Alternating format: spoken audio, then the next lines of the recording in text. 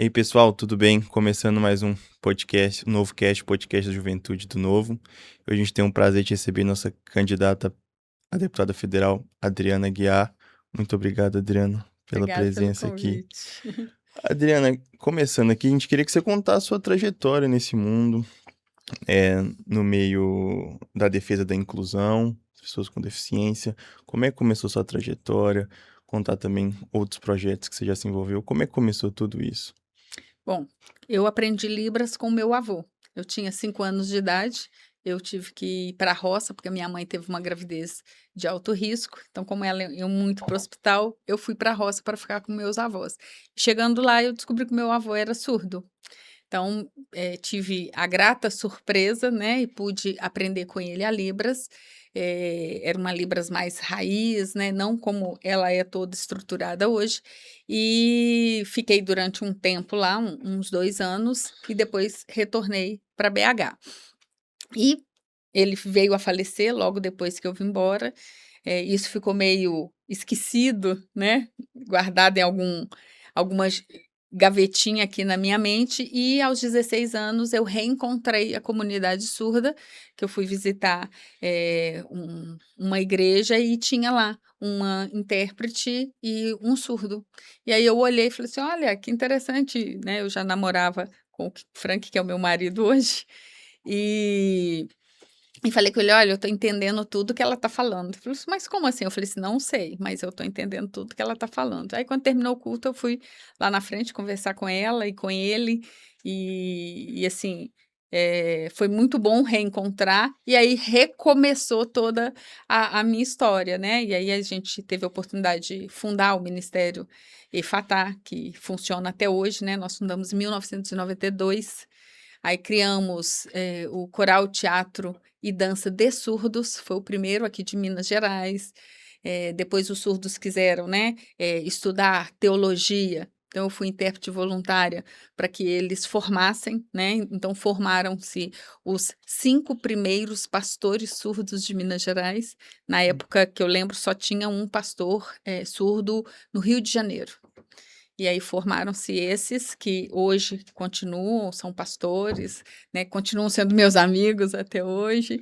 E toda essa, assim, nesses últimos 30 anos, mais de 30 anos, eu tenho caminhado dentro dessa comunidade, visto a realidade deles, as necessidades e procurando sempre propor soluções. Entendi. E nesse sentido, conta-se um pouco mais, né? Você falou que sempre na igreja, onde foi que começou o seu despertar novamente, Uhum. mas, por exemplo, suas atividades profissionais antes envolviam questões sociais? Como é que era antes nesse sentido? Ou não? Nunca passou pela sua cabeça isso É, inicialmente? eu tinha minha profissão, eu trabalhava numa empresa, Sim. que não tinha nada a ver com inclusão e nem acessibilidade, era uma empresa de engenharia e automação. Eu trabalhava na área de licitação pública e logística, então realmente não tem nada a ver. Mas tudo que a gente aprende, de alguma forma, depois a gente consegue aplicar naquilo que a gente faz, né, até como missão. E na realidade, eu fazia as 2 coisas, né, eu sempre tive o meu trabalho como minha fonte de renda e sempre vi essa parte da inclusão e acessibilidade como o meu projeto social, como algo missão de vida, era mais voluntário, mas depois eu fui estudar, realmente eu formei nessa área, né, tive outras formações também, né, eu fiz comunicação assistiva, tradutora e Uhum. intérprete bilíngue Libras português, e fiz diversos outros cursos voltados para essa área, né, que fiz também, cursos de educação especial, educação bilíngue, educação inclusiva, comunicação não violenta. Então todas esses cursos vieram da necessidade que eu via dentro da comunidade, não só da comunidade surda, mas para as pessoas com deficiência de forma geral, e aí eu procurava fazer cursos para que eu conseguisse, ajudá-los de forma mais efetiva. Entendi. E nessa trajetória que você falou de 30 anos nesse mundo, assim, a partir de quando você começou em 1992, que você falou, né? Agora 2026. Como é que você vê o panorama nesse sentido, as mudanças que você vê nesse mundo de acessibilidade da Libras nesse sentido, assim? Você sente que teve um start, uma demanda maior, assim, nos últimos tempos? Como é que você viu essas mudanças, né? Sim. Nesse sentido. Bom, lá atrás, né, 1990, nós não tínhamos WhatsApp, nós não tínhamos internet, né, nós não tínhamos nada que facilitasse essa interação. Então, é lógico que eu sempre brinco, olha, imagina o surdo, eh, talvez nem seja da sua época, mas na minha época tinha as telepizzaria, né? Você Ah, ligava para pedir pizza. Como que o surdo pediu uma pizza? Se ele não tinha como ligar para a pizzaria. Tinha drogaria, teledrogarias, sim. né? Você ligava, você passava mal, pedia um remédio. O surdo não tinha esse acesso. Né, para ele era tudo muito mais difícil. Ou ele ia na casa de um vizinho, pedia alguém para ligar, ele precisava de um táxi, o táxi era por telefone, você ligava para a central de táxi, para o táxi chegar na sua casa. Então, realmente, era muito mais difícil. Hoje, com a tecnologia, nós não resolvemos todos os problemas, mas nós minimizamos algumas coisas que o surdo hoje, mesmo não tendo acessibilidade completa e real, ele ainda consegue fazer muita coisa. O WhatsApp, quando entrou, antes ele era só mensagem, Sim. depois ele virou mensagem de vídeo. Esse é fantástico. Isso para o surdo foi assim, o salto mirabolante. Porque hoje ele consegue fazer uma chamada de vídeo, que é o que eu mais faço hoje, né? Surdo chega numa consulta médica, não está conseguindo ser atendido, eles me ligam. Como liga para. Com Sim. certeza, vários outros intérpretes passam a mesma coisa. Aí eles me ligam aqui, estou aqui no médico, ele não está entendendo nada do que eu estou falando. Você pode me ajudar? Posso. Chamada de vídeo. Então ele fica com o telefone na frente dele. Ele vai falando, ele vai sinalizando, e eu vou falando para que o médico entenda o que ele está falando, e quando o médico fala, eu vou interpretar para ele também. Então, a tecnologia realmente facilitou. Nós só precisamos colocar a tecnologia a serviço da sociedade, mas como políticas públicas também. Hum. Então, facilitou bastante. Depois nós tivemos o grande evento da Michelle Bolsonaro, na posse do Bolsonaro, né, que ela fez o primeiro discurso em Libras, foi o primeiro que foi o primeiro discurso de uma primeira-dama numa posse presidencial no mundo, né, e ela fez em Libras. Então isso trouxe para os surdos uma visibilidade incrível, que antes eles nem não tinha esse acesso. E foi, não que não já tivesse os intérpretes em algumas faculdades, já temos algumas coisas, que as coisas foram evoluindo, mas a partir desse momento foi realmente um marco, porque ela trouxe uma visibilidade para a comunidade surda, mostrando, ó, sociedade, eles existem, eles estão aqui, precisamos fazer Sim. coisas a respeito deles. Então, realmente foi um marco. Então, a gente realmente teve uma evolução, ainda precisamos crescer muito, mas realmente tivemos uma evolução nesses últimos 30 anos. Muito bom, é. Realmente acho que aquele discurso é um marco nesse sentido, igual você falou. Acho que causou. Você sente que esse discurso, nesse sentido, também ele demandou mais de você, nesse sentido, você foi mais procurada nesse sentido, assim, Sim, de. É, é, por exemplo, em eventos, em palestras, até mesmo oportunidades profissionais voltadas a essa área nesse sentido. sim, sim. Por quê? Primeiro que nós já temos várias leis que regulamenta que órgãos públicos, eventos públicos, precisa ter a presença do intérprete, que é dar acesso comunicacional aos surdos. Então, com essas leis, é lógico que várias pessoas cumprem. Temos as que não cumprem, mas temos Sim, também as que cumprem. E a gente percebeu também que despertou o surdo para a política. Que ele, a partir daquele momento, ele falou assim: olha, alguém está me vendo, agora eu posso falar, alguém vai me dar voz. Né? Então, houve essa parte também do surdo se sentir parte da sociedade. Porque o surdo, ele acaba sendo a surdez acaba sendo uma deficiência invisível.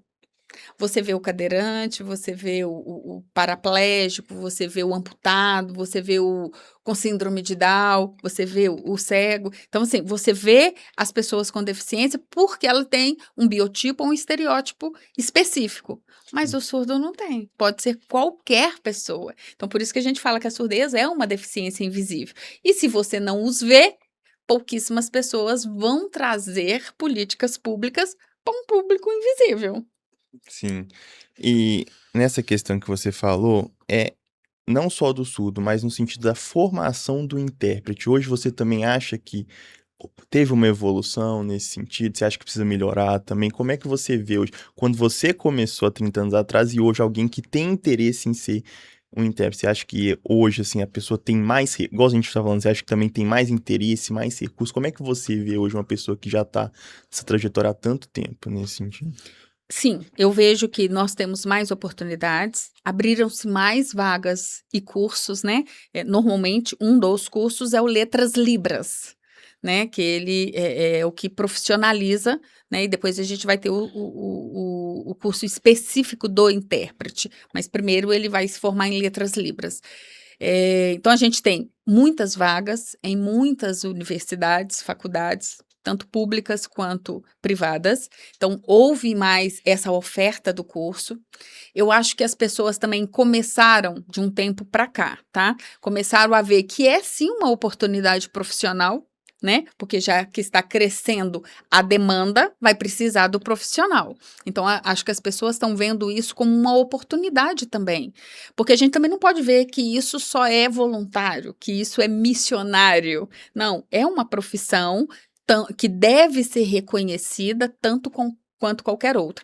Por que às vezes as pessoas não reconhecem tanto o intérprete como um ser profissional ou um profissional capacitado? Porque a maioria dos intérpretes vieram das igrejas.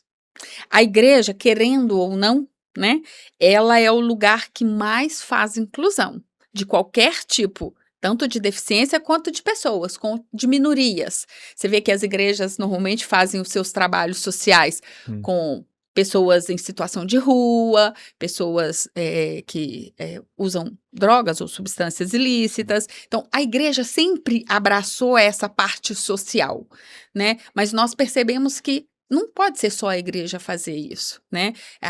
O governo ou o Estado, ele precisa abraçar isso e investir nisso também, não só no tratamento, como na prevenção dessas situações. Então, como o intérprete veio muito das igrejas, todo mundo acha que o intérprete é missão, é missionário, é voluntário, né? A maioria, quantas vezes eu já fui convidada, por exemplo, vou dar um exemplo, um show.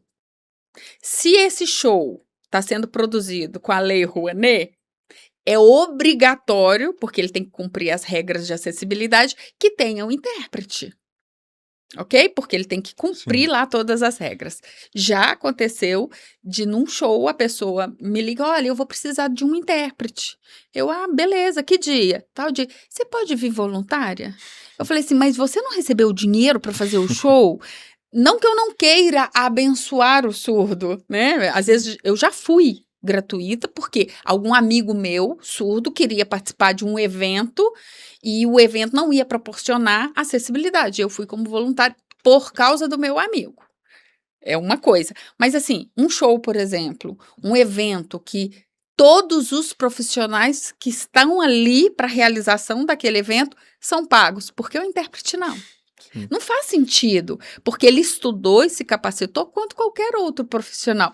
Pergunta, por exemplo, eu tenho uma cirurgia para fazer hoje, aí você liga para o médico, você pode vir aqui fazer a cirurgia voluntária?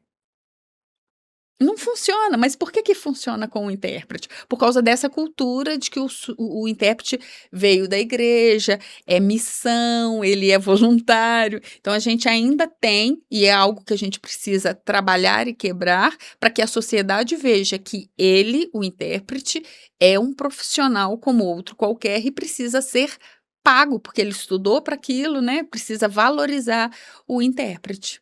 Sim, nesse panorama que você falou tudo, você acha que todo esse processo que você falou até de missão e tudo isso começou, a valorização do profissional também, do intérprete. Você acha que isso tudo te levou hoje a ser candidato a deputado federal? Você acha que essa bagagem hoje foi o que te levou a essa vontade de se candidatar? Como é que você vê em relação a isso? O que que te levou para esse mundo da política? Eu nunca tive vontade de ser candidata a nada.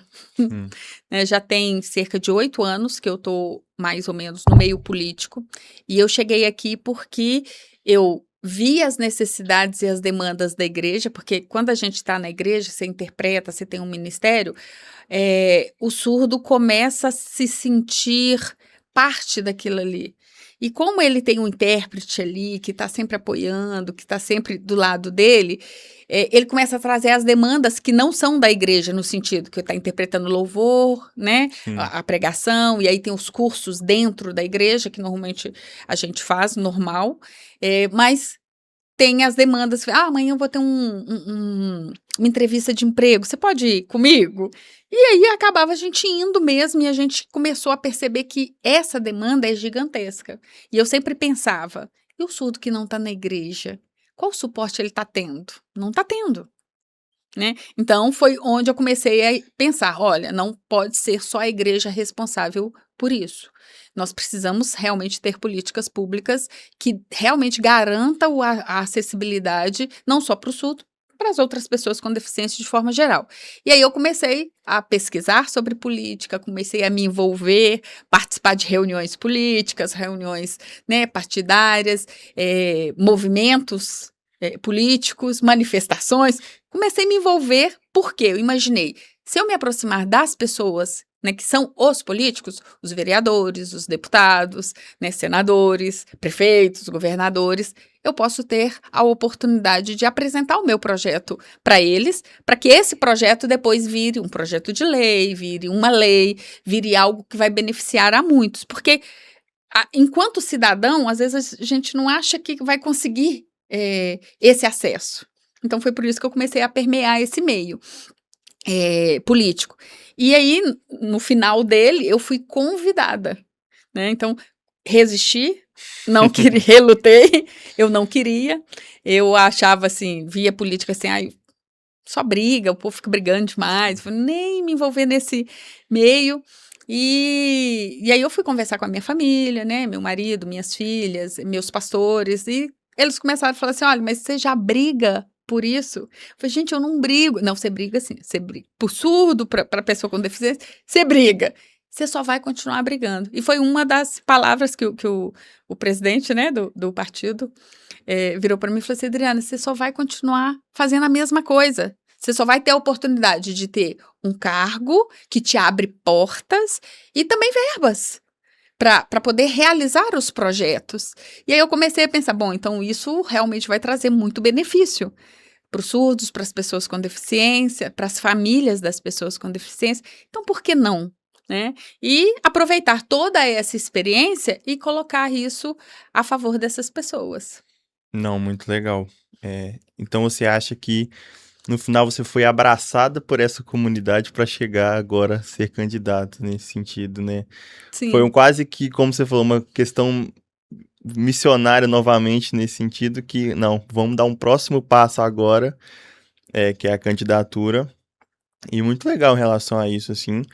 É, Você acha que hoje, assim, olhando até o que que você propõe, o que que você acha hoje que o Estado, seja em âmbito municipal, estadual, federal, falha na questão dessa acessibilidade? O que que você, chegando lá, o que que você considera a sua principal proposta, ou algumas das suas principais propostas para melhorar essa relação e para dar uma evolução, né, no sentido de lei de acessibilidade? Olha, leis, nós temos muitas, tantos federais, estaduais e municipais. Temos muitas leis, sim. Eu não acho que a gente precisa. Primeiro, a gente precisa pôr em prática as que já tem. Depois a gente vai ver, tá faltando mais alguma? Aí a gente cria, né? Então, a princípio seria fiscalizar para que essas leis realmente sejam colocadas em prática, né? Porque nós temos muitas leis. Só que eu acho que quando as leis foram criadas, lógico, não estava lá, não posso, né, te afirmar, mas o que a gente vê do lado de cá é que não houve um processo de implantação dessa lei. Por exemplo, tem a lei que fala que todo órgão público precisa ter um intérprete. Ponto. Tá, o que foi feito para a implantação dessa lei? Nós temos intérpretes suficientes para colocar em todos os lugares? Não temos. Se baixar a lei e falar assim, a partir de amanhã, todos os postos de saúde de Belo Horizonte vai ter um intérprete. Não tem intérprete suficiente para colocar em todos os postos de saúde. Aí, além disso, a gente vai ter postos de saúde, todos os hospitais, todos os órgãos públicos, todos os órgãos da prefeitura, do estado. Nós não vamos ter. Então, a gente precisa não só criar as leis, mas possibilitar, que seria esse período de implantação, incentivando as pessoas a estudarem sobre isso, formarem novos profissionais, capacitar esses profissionais. É lógico que tem outras formas de fazer essa acessibilidade, não só pelo intérprete, nós podemos também capacitar o próprio profissional que já está lá. Então, tem outras formas de fazer, mas precisa ter esse olhar, não só de criar a lei, de implementar, ou seja, fazer a implantação dela, e o que eu acho mais importante também, a fiscalização. Porque como o surdo não sabe que tem a lei, ele vai cobrar o quê? Foi falado para ele, em Libras, que existe, essa lei foi criada? Ele às vezes nem sabe que tem a lei. Né? Eu estava conversando, sempre comento com algumas pessoas que me dá um exemplo de coisas que acontecem, né? Toda escola tem que ter um intérprete para o aluno, ponto. Faculdades também. Então, nós tivemos o caso de uma moça, e nem um não, são vários, vou citar um, que ela passou na faculdade e não é pública, é privada, ou seja, ela paga a faculdade dela, e no primeiro semestre, praticamente, ela não teve um intérprete. Porque não é responsabilidade dela providenciar o intérprete, é responsabilidade da faculdade. E aí, como ela não estava tendo intérprete, ela teve que entrar na justiça para que a faculdade colocasse o intérprete. Ou seja, ela já teve aí uma perda educacional enorme. Ou seja, ela ficou em defasagem com relação à turma dela.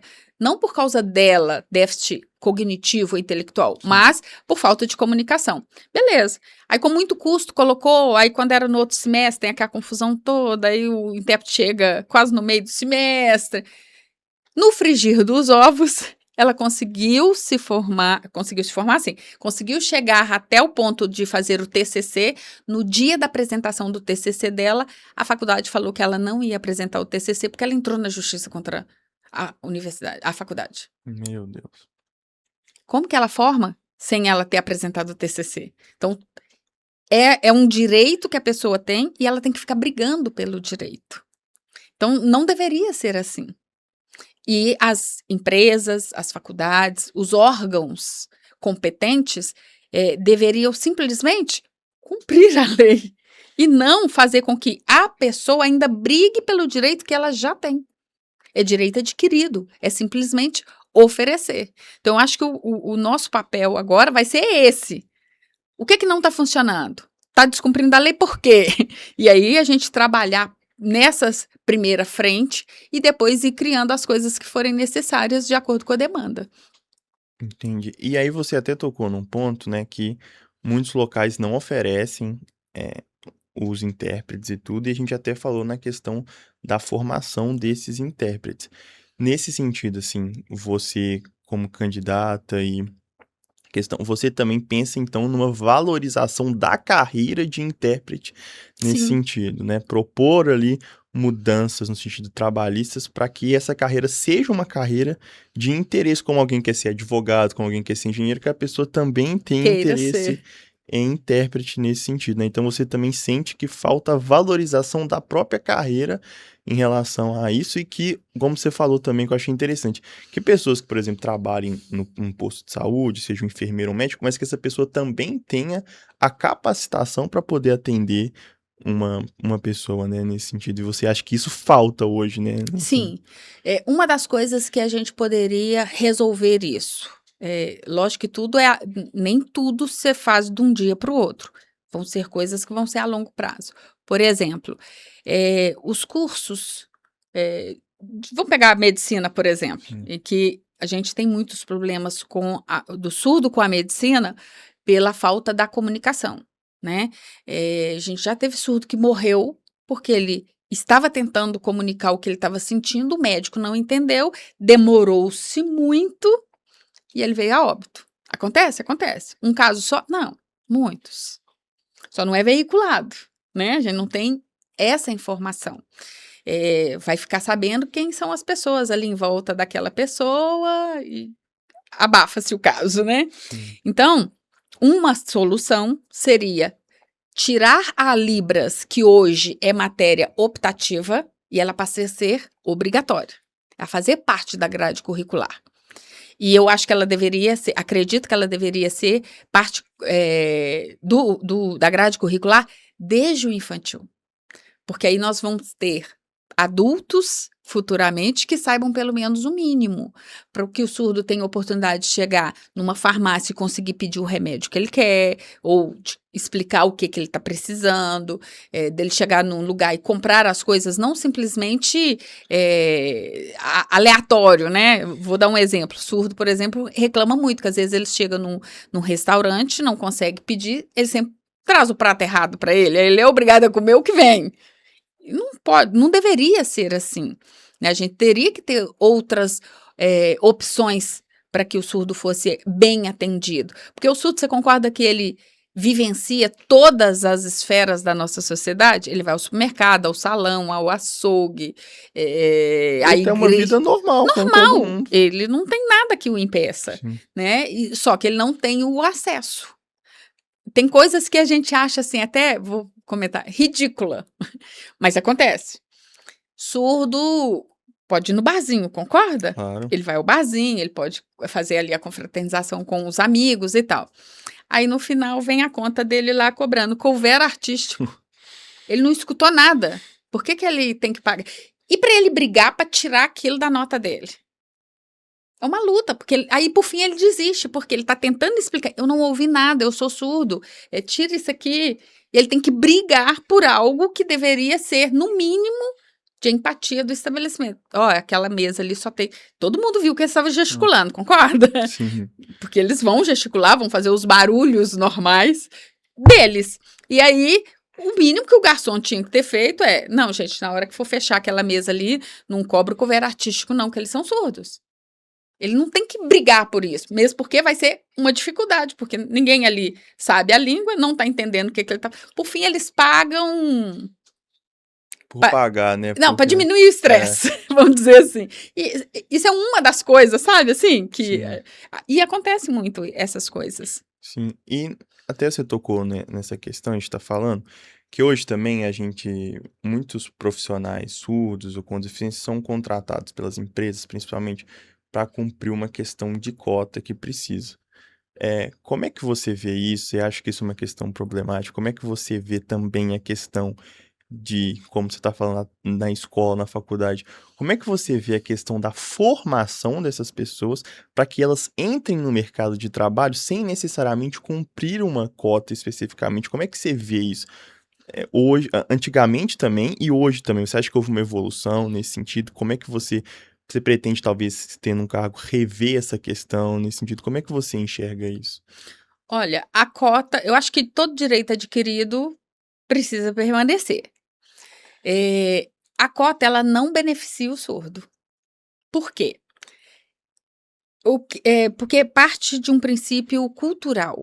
Como as pessoas entendem o que é deficiência?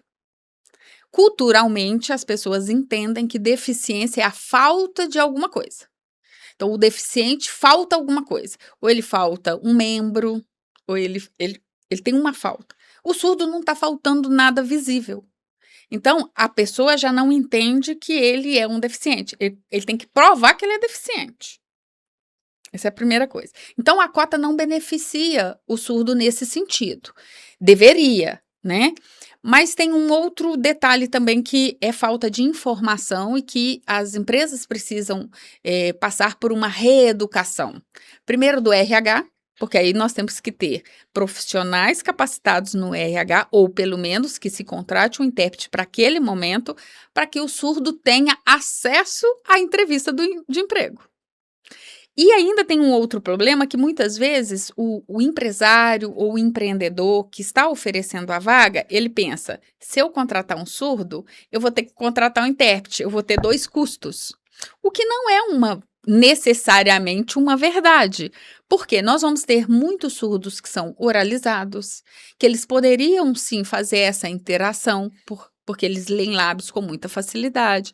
Ou a gente tem outra opção, treinar a equipe com a qual esse surdo vai trabalhar para que eles aprendam a língua. Então, você vai fazer o treinamento uma vez só, eu não preciso ter um intérprete ali o resto da vida contratado. Se eu treino as pessoas com as quais o surdo vai trabalhar, eu posso, quando não foi esse surdo, ou se contrata outro surdo, você concorda que a equipe já está Já treinada? tá treinado. Você diminui esse custo que você tá Sim, falando. então assim, eu não teria esse custo, né? Então, são coisas que é até mito, né? Uma falta de informação, né, das empresas com relação a isso.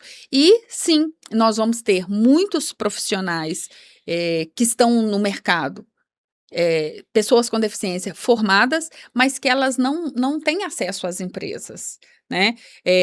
Ou só vão, como você disse, para cumprir uma cota. Eu acho que a gente tem que trazer uma conscientização, primeiro, para a área empresarial, para as pessoas, para as empresas, fábricas e tudo, de que ele é um profissional como outro qualquer. Ele vai ser tão produtivo como qualquer outra pessoa. Às vezes até mais, dependendo da profissão que ele exerce. Vou dar um exemplo assim. Se você tem uma profissão que é por exemplo, lá, a Fiat, tem a esteira e vem os equipamentos. Aí ele tem que dar um pingo de solda ali. O trabalho dele é esse. Então, se ele é um ouvinte, ele tá lá, ele dá o pingo de solda, mas ele tá conversando, ele tá batendo papo. Uma hora ele vira, já passou 2, 3 peças que não foi, vai dar recall lá depois. O surdo, ele não tem esse problema, porque raramente ele vai se distrair nesse sentido. Então, ele tem um foco maior. Então, ele tem uma produtividade melhor também.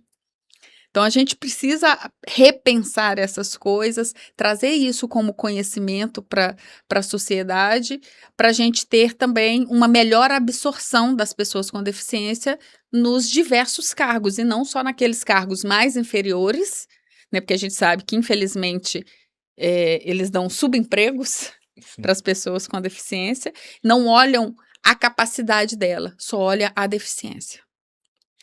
Então, nesse sentido, você também já trabalha com outras deficiências também, né, pessoas com baixa visão, dislexia, né, inclusive criou o projeto Ouça e Cresça, e nesse sentido também, e criou o Instituto Multi-Inclusão também. Como é que você vê hoje, nessa questão, a relação setor produtivo, privado, o setor público e essas pessoas para criar, assim, como você já falou, já existem várias leis, mas que elas não são cumpridas nesse sentido, ou seja, como você falou, não falta, na verdade, criar mais, mas botar essas leis em práticas. Mas como é que você vê que essa conexão, o que falta nela? Você ainda acha que ainda falta alguma coisa nacionalmente falando para incluir todos esses setores, para poder desenvolver melhor a questão das pessoas com deficiência geral, não só os surdos? Como é que você vê essa questão nesse sentido, assim? Eu acho que a gente precisa de campanhas educativas. Assim como a gente vê, quando o governo quer que todo mundo vacine, faz campanhas de vacinação. Então, a gente precisa criar também, porque são campanhas educativas, criar sobre as pessoas com deficiência formas de como que a sociedade vai atender esse pessoal, né? Eu brinco muito que às vezes a gente vê e escuta muito isso. Chega um surdo num estabelecimento, a pessoa começa a gritar com ele, como se aumentar a voz ou gritar com ele, ele vai escutar. E não vai. Não adianta gritar. Mas, às vezes, isso é só simplesmente uma falta de conhecimento da pessoa. Se a gente cria esse tipo de campanha, como você trata melhor as pessoas, né? Você traz isso de forma educativa ou até de forma lúdica, ou se a gente começa lá nas escolas a tratar a deficiência, né? As pessoas com deficiência com mais humanidade, com mais respeito, com mais empatia, a gente cresce e vamos ter uma sociedade muito melhor daqui a um tempo. Pessoas que vão ter empatias pelas outras, né? Não desmerecendo ninguém, mas às vezes tem gente que dá mais valor a um bicho do que a uma pessoa, né? Eu acho que todos têm seu valor, mas a gente precisa trabalhar isso também, sabe? Criar mais empatia. E como que a gente vai fazer isso? Trazendo informação, educação. Aí a gente consegue atingir um público maior. E isso pode ser a nível nacional, nós temos as redes estatais, né? Sim. As redes de televisão, usar isso de forma mais objetiva e de conscientização da sociedade. Sim, e nesse sentido, assim, num panorama geral, não só com uma grande causa sua, que são as pessoas surdas, intérpretes com deficiência, mas no geral, qual que você consideraria hoje que são as suas principais pautas de candidatura? E qual você considera hoje os principais problemas do Brasil nesse sentido que você queria trabalhar melhor se fosse eleita? Bom, a bandeira principal é essa mesmo, inclusão e acessibilidade, né? E a acessibilidade, ela não vai ser só acessibilidade, que é o que eu mais falo, que é comunicacional, mas também física e estrutural, né? A gente tem vários problemas, várias barreiras, né? Você vê, se você fazer a experiência, né? Vamos pegar uma cadeira de roda e tentar andar na cidade. Os nossos passeios não são construídos de forma eficiente para isso, né?